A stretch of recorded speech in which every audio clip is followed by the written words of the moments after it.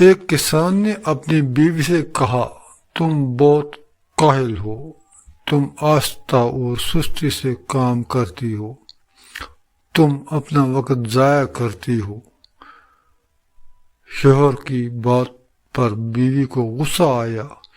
اس نے اپنے شوہر سے کہا، تم غلط ہو، کل گھر پر رہو، میں زمین پر جاؤں گی، میں وہاں تمہارا کام کروں گی، کیا تم گھر پر رہ کر میرے ذمہ کے کام کرو گے؟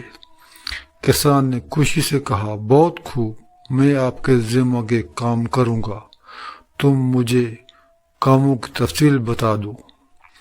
بیوی نے کہا، گائے کا دودھ نکالنا، بلیوں کو کھانا کھلانا، برتن دھونے، ہماری مرغی کا خیال رکھنا، سوت کاٹنا۔ عورت زمین پر چلی گئی، کسان گھر پر ہی رہا۔ وہ ایک برتن لے کر گائے کے پاس گیا اور اس کا دودھ نکالنے اس نے گائے کا دودھ نکالنے کی کوشش کی، مگر اس نے ایک اچھی لات وصول کی۔ پھر وہ بلی کے پاس گیا، اس نے اپنا سر دیوار سے ٹکرا دیا۔ وہ مرغی کو کھانا کھلانے گیا، وہ سوت کاٹنا بھول گیا۔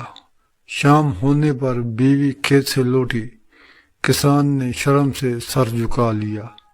اس کے بعد اس نے اپنی بیوی کا کوئی قصور نہیں پایا۔ وہ ایک لمبے عرصے تک خوشی خوشی ساتھ رہے۔